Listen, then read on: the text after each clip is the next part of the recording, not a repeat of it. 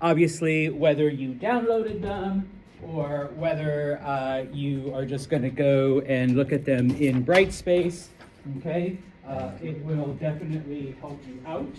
Okay, so the first thing you should know, then some of the basics of the creation narratives, and I don't need anything specific. This one I put as a yes. We don't have one. Okay, both of you. Yeah. All right. Yeah, this is why I don't do math.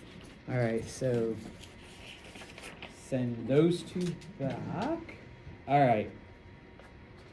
So you should know, for example, that creation narratives always give, like, oh, it happened,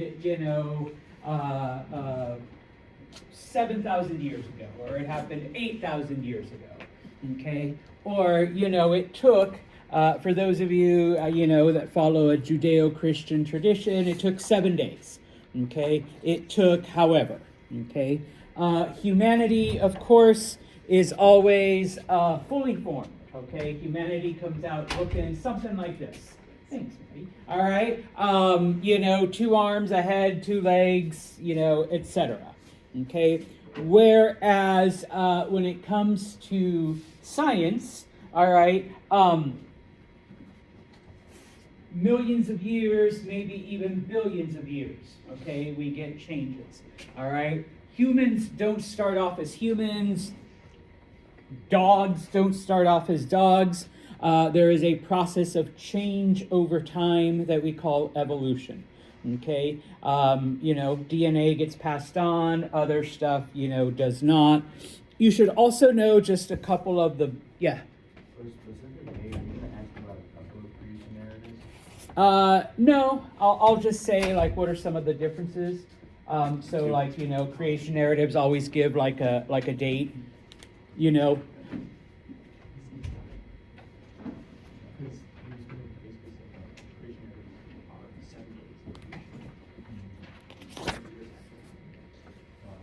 Yeah.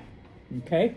As far as like the specific narratives, you should look them over. Okay, and know, for example, in Genesis, okay, 7 days.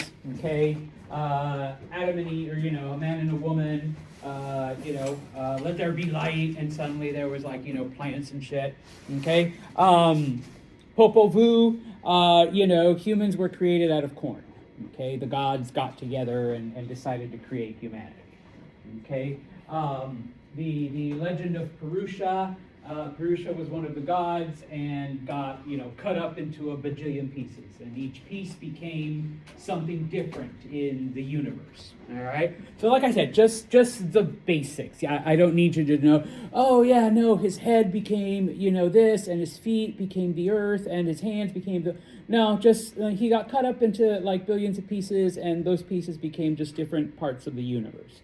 Okay, in the Chinese legend, there was the good force, the bad force, if you want to call it, the dark side, the light side, if you're a Star Wars fan like me, but that there's 2 universal forces, good, evil, light, dark, hot, cold, and, basically they come together and bring balance to the universe.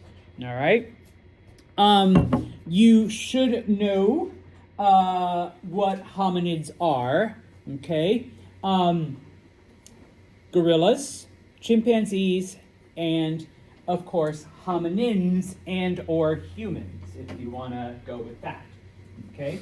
I can't spell chimpanzees, so if you just put chimps, that's fine, okay? And if you only put 1 L in gorilla, I'll let it slide. Yeah, I think there is only 1 L, okay? So yeah, okay? So you should know the 3 hominids, okay? Now, when it comes to humans, when it comes to hominins, all right, because remember, there were, I should say, different classifications of humans. Okay. Number 1, the first to use tools was Homo habilis. So you should know. And I can tell you right now, because I already wrote the test, this was a multiple choice question. All right, which, hominin was the first to use tools. All right, you're going to have Homo habilis and then 3 wrong choices. So you should know that Homo habilis was the first to use tools. The next question, you should know that Homo erectus was the first hominin to use fire. And once again, I will tell you straight up, this is a multiple choice. I put, first hominin to use fire. You'll have Homo erectus and then 3 wrong answers. Okay, so you should know Homo erectus was the first to use fire. And then finally, the modern human, what you and I are, except for maybe like the 1% of you that have like a teeny tiny bit of Neanderthal DNA in you. All right. The first modern human, Homo sapien. Okay. That's us. Okay. And of course, same thing. Who's the first modern human? All right. Homo sapien. 3 wrong answers. Pick the right one. And just as a side note, we're the only ones left. Okay, all of the other hominins have perished. Okay? Questions so far? All right.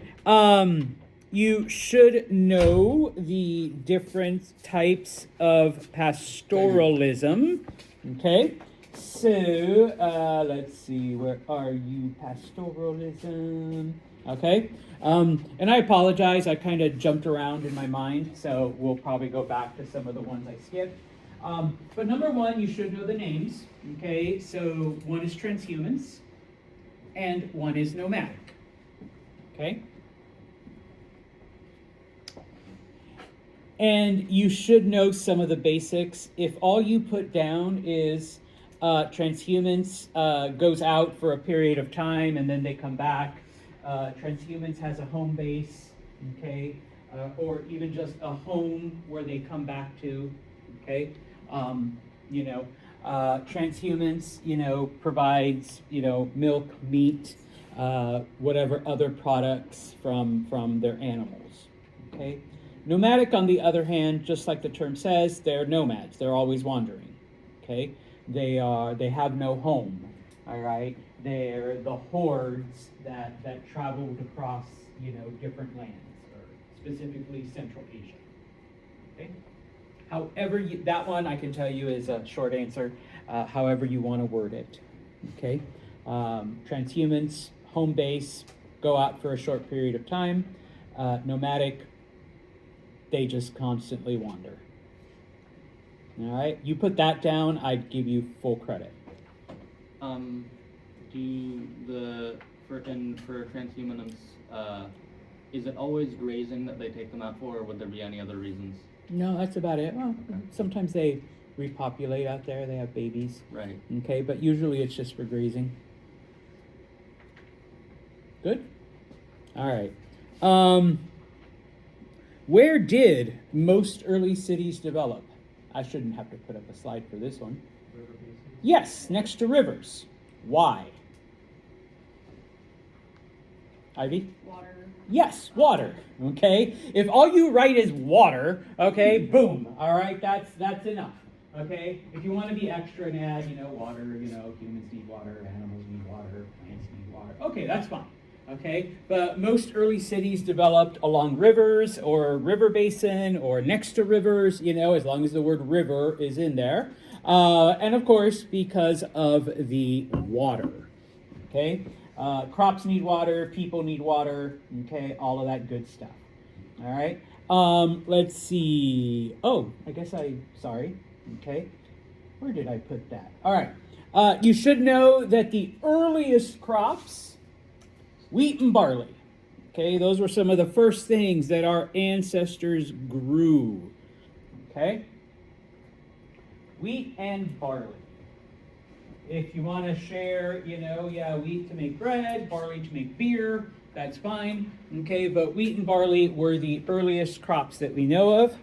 Okay, and then you should know where Mesopotamia is. Where is it?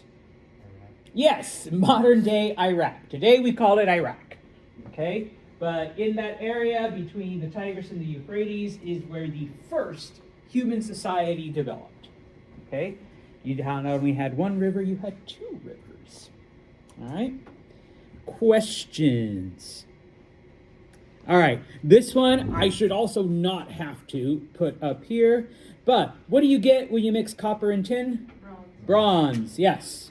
Okay, I can already tell you this one's a multiple choice. All right, so actually I think I put bronze is made of. I think I did it the opposite way, and then, you know, one of them's going to say copper plus tin, and then there's going to be 3 wrong answers that involve copper and tin and just some random metal I made up. Okay, well, I mean, it's a real metal, but just that I threw in there. Okay, what is the definition of polytheism? I told you you'd have to know a couple P words. What is polytheism? The belief in many gods. Yes. Okay, belief in many gods.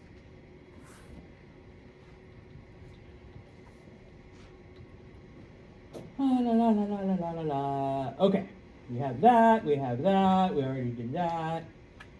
Okay, let's see here. I'm going to just stop right there. What were the pyramids used for? Not really. Burials for the pharaohs? Yes, they were tombs for the pharaohs. It was to bury the pharaohs. It was, you know, burial ground for the pharaohs, however you want to word it. Okay? If you want to add that later it was the wealthy as well, that's fine. But initially, the early pyramids, the first ones, the ones in the Old Kingdom, all right, it was for the pharaohs. Okay? The New Kingdom, yes. Was it originally just for the pharaohs, or was the family often included Well, as well? Or His favorites.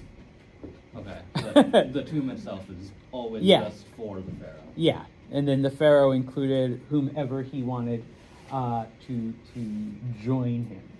Okay, you should know what cuneiform is. All right, which is the Mesopotamian writing, number one. If you want to say the first writing or the earliest writing, that's fine. But you should know that it was basically etchings. If you want to write pictures, that's fine. Etchings in mud tablets. Okay? So cuneiform, first writing, earliest writing, Mesopotamian writing, I'll accept any of those, and etchings in mud tablets.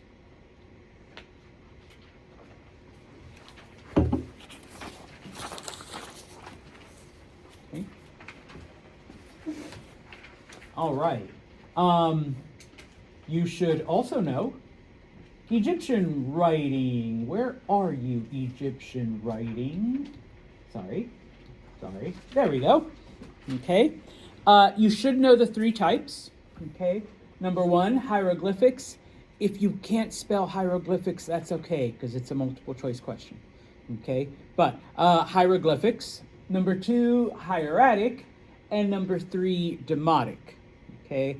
You should also know, because it is part of the question, hieroglyphics used for royalty and religious stuff. All right. Hieratic used for everything else, you know, common, average, everyday stuff. And then demotic comes along later when Egyptians realize, why the hell do we have 2 forms of writing? Let's just easier. Let's just combine them. Okay.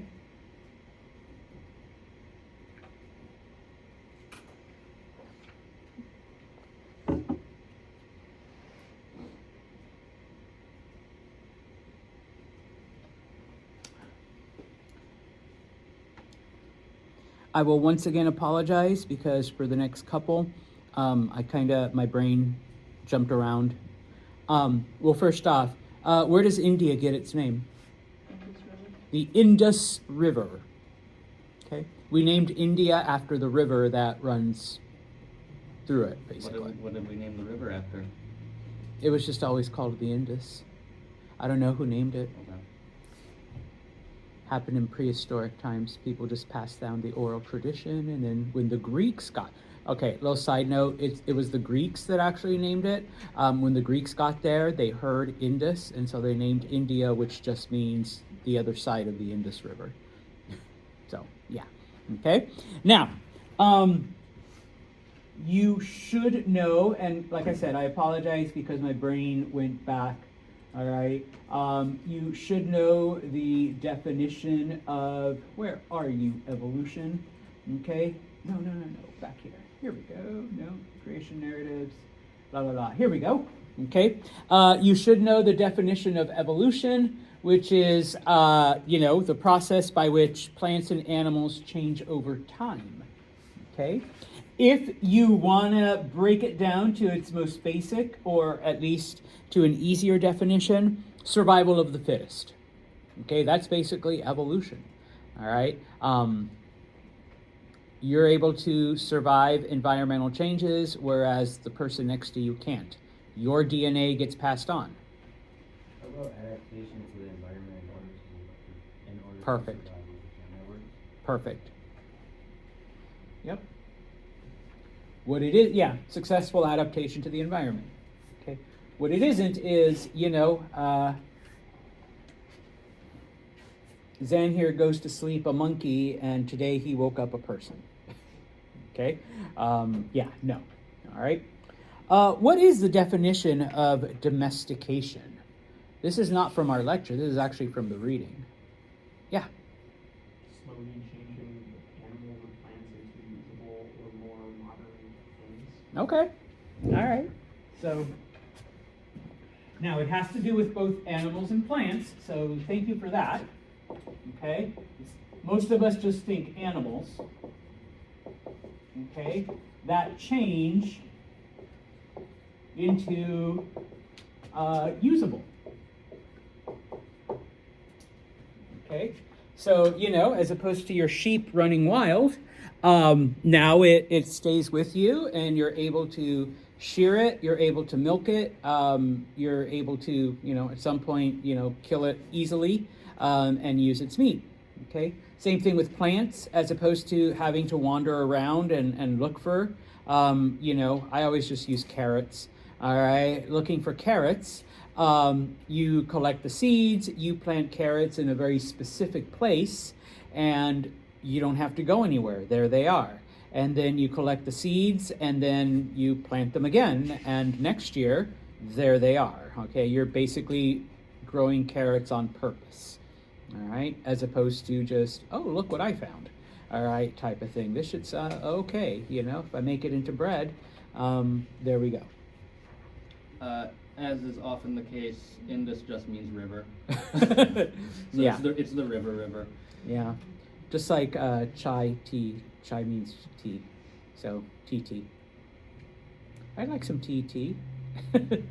So, yeah. All right.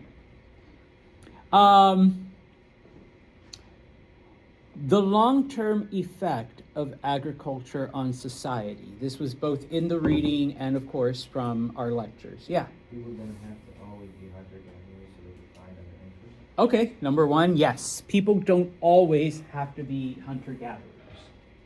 All right? And so, yes, this leads to the development of other things because they're free to pursue other interests. Okay? What happens when there's more food amongst the population? Population increases. Yes. Like Alex said, people can do other shit. Okay. Allows for arts, religion, government, communication. Yes. So number one, population increase. All right. The population will increase as there's more food. All right. And this, once again, allows people to pursue other things. Okay. And so one of the outcomes is things like government, religion, rules, whatever. Okay. All of these other things begin to develop because you are no longer spending every day worrying about what am I going to eat, or if you get enough food, or if my poor baby here dies because we couldn't feed it and it was this person that was going to discover fire. Thanks, Anne. All right, type of thing. Did you have something? I was going to say more food, more people. Yes, more food equals more people. More people equals more food. More food equals more people. Okay, so we see an increase in population. Okay. All right, let's go back to the other one, although hopefully you remember. Okay, maybe. Oh, no, wait, I have to go back. Sorry. Who was Sargon? If you put the first conqueror, that's all I need. Okay? Just as long as you know that he was the first to take one kingdom and conquer another. All right? Not to say that there weren't other people, but before this, it was, one city conquers another city, or two cities, or maybe a kingdom conquers like a little piece of land. All right. Here, though, we have a man bringing together different kingdoms, different, big groups under his control. All right. So first conqueror, first empire builder, if you want to say that. He conquered Mesopotamia, right? Yes. He brought it all together under one rule, his. Why did Egyptians mummify the dead? What did they believe in? Yeah. Preserve the body for the afterlife? Yes, they believed in an afterlife. Okay. Now, this is one of the things about early civilizations, okay, like the ones we looked at in this chapter. Most of them just thought that when you died, you died. And so they would burn the body, get rid of it, use the ashes as fertilizer, okay? Because when you're dead, so what's the body for? Earth food, animal food, whatever, okay? But the Egyptians are one of the first to harbor that belief that there is a life after this one, okay? So we are going to bury, those dead people. Because in the next life they're going to need their bodies. And like I'm not like Indiana Jones, not even like a primitive archaeologist, but when you look at early societies like that, burial of the dead indicates a belief in an afterlife type of thing. Okay, you're going to need your body in the next life, so we bury it. Okay. Cultures that burned their dead were like, well, they'll either give you something else or that's it. Once you're dead, you're dead. It's over. Okay? So, just a little side note, okay, if any of you decide to get into this field. All right? Some of the reasons why it took much longer for society to develop in China, okay? Number one, they didn't have a lot of domesticatable, I'm not even sure if that's a word, but you can reword it however. The lack of domesticatable animals, okay? There weren't sheep, there weren't goats, there weren't, a lot of those things, at least not initially. Once the Chinese started migrating farther south, then yes, they did find those animals, okay? Pretty much the only thing they had in those early centuries were chickens, okay? And do you truly domesticate a chicken? Okay, no. All right, they're still pretty crazy, okay? They don't want to give up those eggs, okay? Number two, okay, geography, all right? China was pretty isolated, okay? And you may think, well, Santos, so was Egypt, type of thing. But you've got the mountains that are the tallest mountains on the planet, between China and other parts of Asia, okay? You've got deserts that, either rival or are hotter, drier, bigger than the Sahara. So, you've got to cross deserts as well if you do make it past the Himalayas.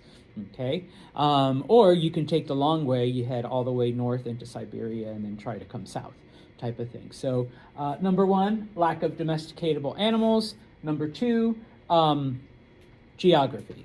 Okay, number three, if you are talking specifically about the culture along the Yellow River, you can say the Yellow River, because anytime humanity made any progress, guess what the river did? Flooded and wiped it all away. Okay, just, buried everything, killed people, destroyed crops, destroyed houses, and so the people had to start all over again. Okay? Now, This one is more something that you have to interpret, taking all of the things that we learned both in the lecture and hopefully in your reading. How does writing affect society? What are some of the changes? Yeah. It was used to teach. Number one, yeah, education. You can teach people with it. What else? Yeah. History, documenting. Yes, receipts. document history. Okay. Libya here no longer has to be the village rememberer. Okay. What's wrong with an oral tradition? It can change. Okay. You can get words mixed up, or you have a problem remembering Okay. something. Yeah, your memory isn't always the best, or you might use the wrong word. Yeah. People very biased to treat. Yeah. Now, not saying that wouldn't happen with a scribe, but it tends to happen a little bit more with an oral tradition. Okay, that bias of the person. Okay, so yeah. Okay, so we see all of that. So you have a tool for education. You have a tool for keeping history. You have a tool for keeping records. All right, type of stuff. All right, and you avoid all of the downfalls of an oral, tradition. And I know textbooks and teachers, and all going to do it right now, always use, I could tell Ivy here, the sky is blue, and okay, whisper it into everyone's ear. And by the time it gets to Zan, it comes out to, Santos is a piece of shit. And I'm like, wait a minute, that's not what the message started off as. But somehow along the way, that's how the message changes. All right, type of thing. Okay. Remember that, and once again, I jumped around in my brain here. Ma'at is the Egyptian idea of balance and order of the universe. Okay? Balance and order, right? Mm-hmm. Balance and order in the universe. And because the pharaohs were part God, it was their job to kind of push that along. Make sure that there was balance and order and harmony in the universe. And then finally, and there's actually two reasons here. Why do we see no large cities or no societies like Mesopotamia or Egypt or even India in Europe or the Americas? Okay, specifically though what? Well, at least in Europe, it's because it was basically all forest, so Num- they had to cut trees down first. Number one, yes, forests. Okay, and in a good portion of like Mexico and Central America and South America, it's jungle. So kind of, or kind of the same thing. All right, you have an abundance of plant life. You have forests. You have jungles. Okay, what was the other reason? Yeah. You didn't have the domesticatable things such as like your they didn't have sheep or cows. Okay. The lack of domesticatable animals. There weren't any major rivers. There you go. The major river system. Now, that's not to say like the Mississippi, or the Amazon, but the Amazon is surrounded by jungle and flooded with, fish that eat people, and shit like that. The Mississippi, just FYI, when the first culture does develop in North America, it's along the Mississippi River. So it eventually does happen. Okay, but yes, no major, there's no Niles, Euphrates, Niles, Induses, nothing like that, throughout America. All right, or the Americas, I should say. Okay, so yes, forests and jungles. Okay. Oh, and I guess we should also say in Europe, you have some decent rivers, but once again, there is no Nile, there is no Tigris in running through the middle of Europe, type of thing. So lack of major rivers, domesticatable animals, and of course, the forests and or jungles. Okay. Now, this, I actually wrote it for you. If you want to add your own words, that is fine. Okay, but I thought I'd make it easier. You should know how the Central Asian tribes influenced the areas that they eventually conquered. Number one, obviously, they affected language. Okay, and so I wrote it down there for you, language. And number two, and to a lesser degree, like 2A, let's say, they brought horse culture. Okay, and of course, along with horses, they also brought chariots. Okay, and eventually all of those areas, number one, their languages all mixed and they adopted, which is why there are, we went through some of the Asian languages, and then of course Greek and Latin, and then from there modern European languages. And then of course it brought horses and chariots and other forms of transportation to those societies. All right. I'm not going to ask you a lot about the Middle Kingdom. The only thing I am going to ask you is the capital, and that was the city of Thebes. Okay, where are you? There you are, Thebes.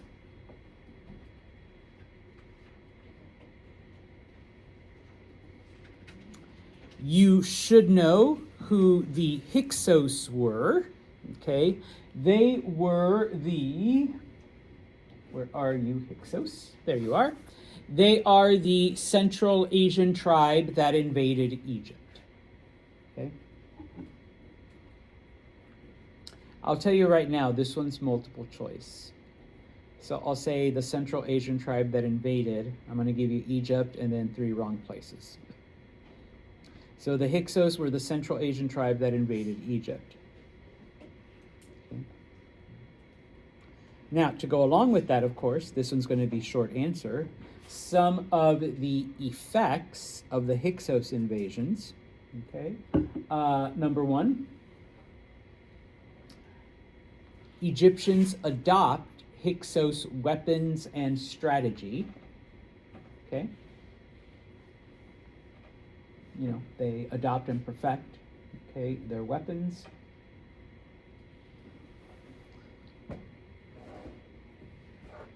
However you want to word it. And number 2.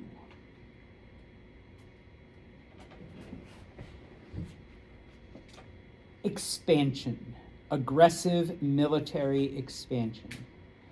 Because obviously geography is not going to keep them safe anymore. Okay? So, military expansion.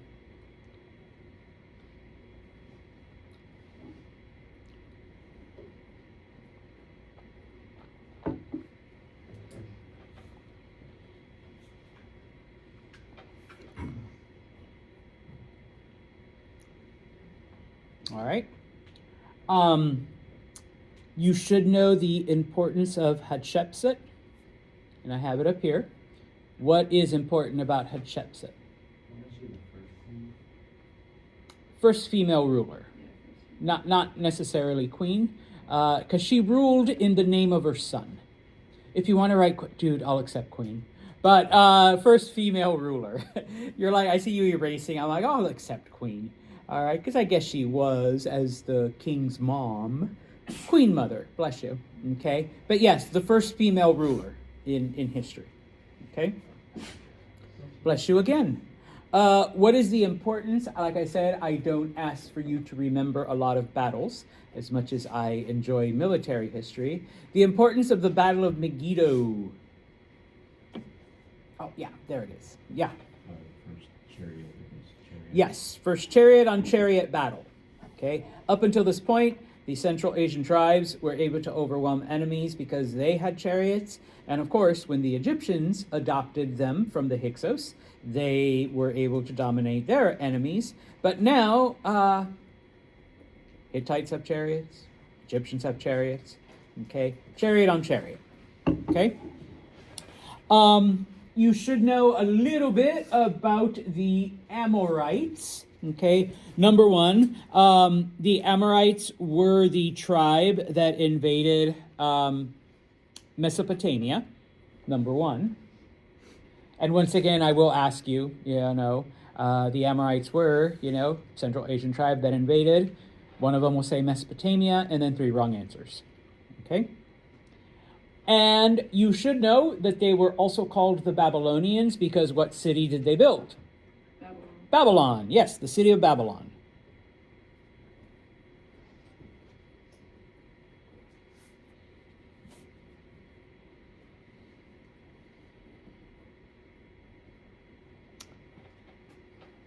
I just put the code.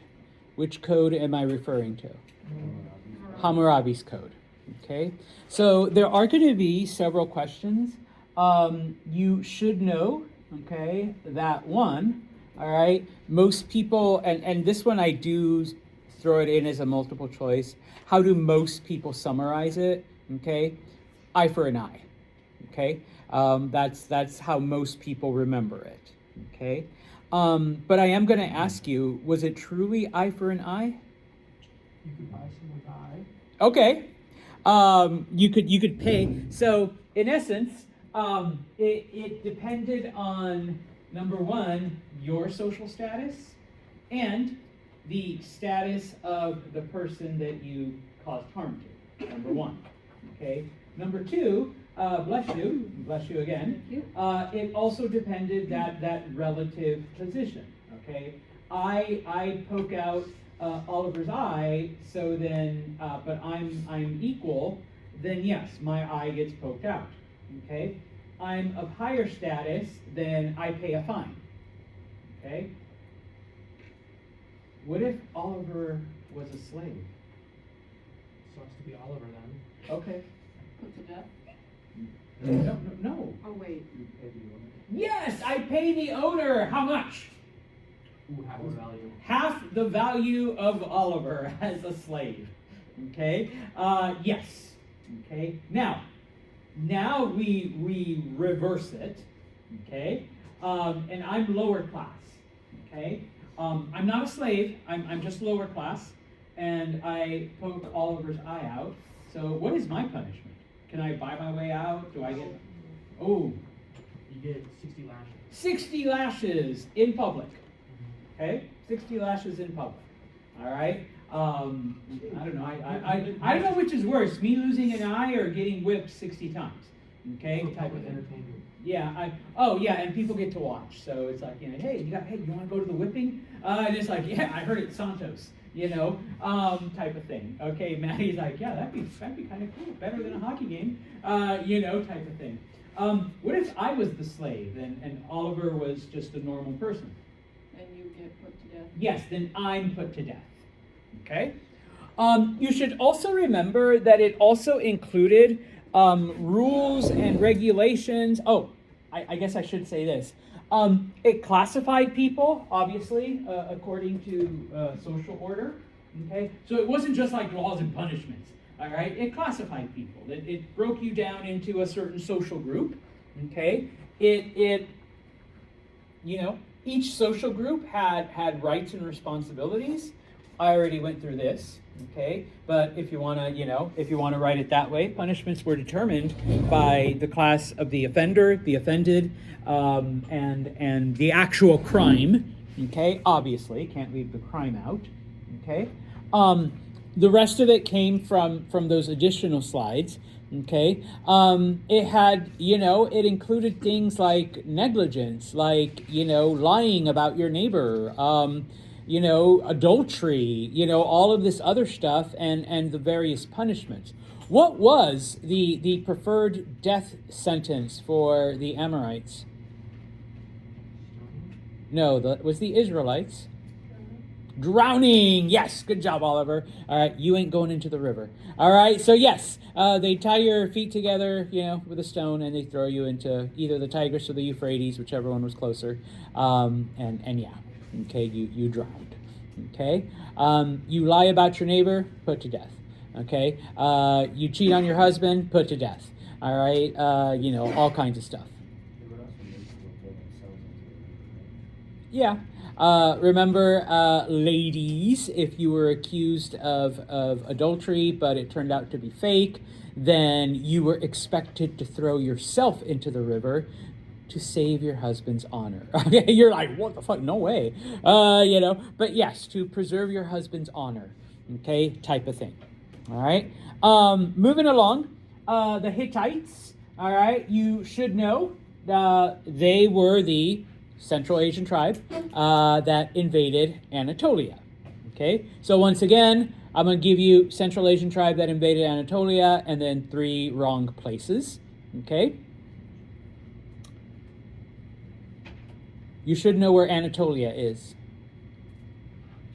Yeah, Turkey, modern day Turkey. That's it. We did with Hittites. We didn't spend a lot of time on. Okay, so where did they invade, and what is that place called today? Okay. Oh yeah, and of course the Battle of Kadesh. Okay, the largest chariot battle in history.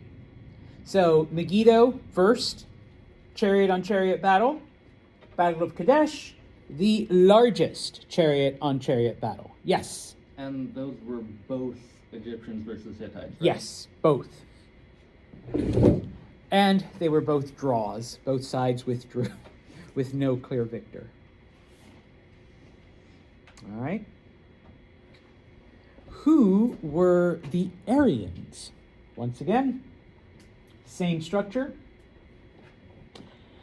Aryans were the Central Asian tribe that invaded India.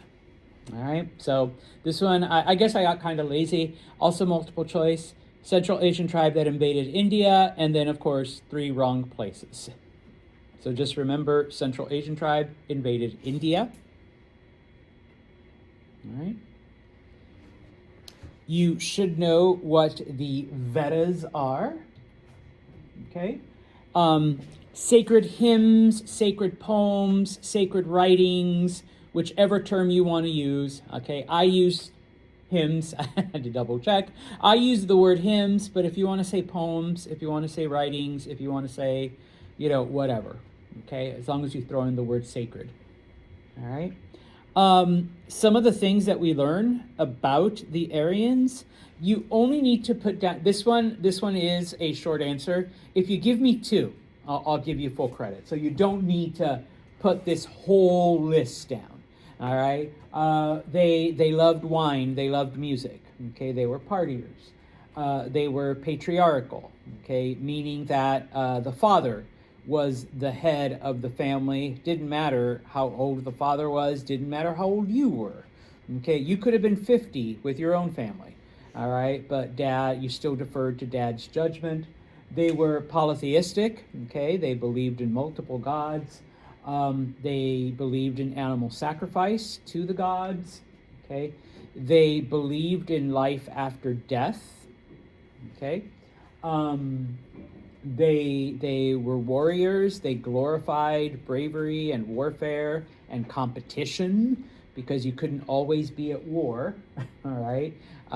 They had all kinds of competition and gambling and other games of skill.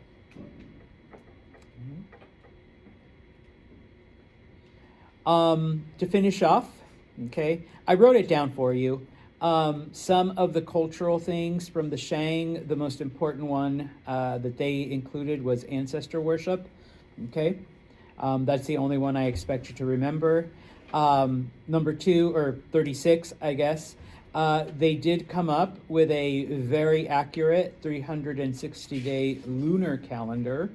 Okay, but we do know that it isn't 360 days. It's 365.4 or 0.25, excuse me. Can't do decimals. So what did they add to make it all work? An extra month. Okay? So what did they add? An extra month. So that it all worked out. What is the importance of silkworms? Okay, and what do we use silk for? Clothes. Okay. If you just put production of silk or just silk, I'll give you partial credit because, all right, yeah, you got silk. Now, what do you do with the silk? Okay. You make clothes. You should be able to tell me what the oracle bones were. Okay. Let's find, there we go. Okay. They were literal bones with writing on them, and they were used to communicate with your ancestors, because remember, they prayed to great grandma, and that is how you got your answers, depending on which bones fell and what writing was facing you. Bones is writing like with ancestor worship. Yeah. Okay. Now, if you want to break it down to its most basic modern comparison, Magic 8 Ball. Okay, you know, you ask it a question, you shake it, and it gives you an answer. All right, type of thing. You should know the meaning of the word Polynesian. Where are you? Here we are. Okay. Belonging to many islands. Belonging to many islands. And all of the people that settled the South Pacific, where did they originally come from? Yeah, sure. I just wrote it on my chat. It's not very good. It's the Philippines. That's the Philippines. Before the Philippines, they actually came from southern China. I would give you credit for the Philippines, but southern China, okay? If you just put Asia, I guess I would probably give you partial credit. Especially since we still don't know for sure. Yeah, and Asia's such a huge place, you know, it could be anywhere, all right? Questions and or comments? All right, so just so you're aware, on Wednesday, we're the first class in here, so I will try to be here like at 8:30. So if you come early, you can take the test early, because FYI, the sooner you finish, the sooner you leave. And if you need extra time, you know, we can front load it. You can take extra time at the beginning. Unfortunately, like, this class is supposed to end quite literally at 10, and there is another class. So once 10 o'clock hits, I have to collect your test, whether you're done or not. So if you think you're gonna need extra time, come at the beginning. I think there's 48. Okay? Yeah.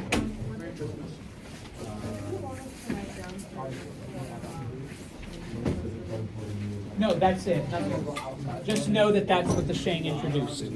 Ancestor worship.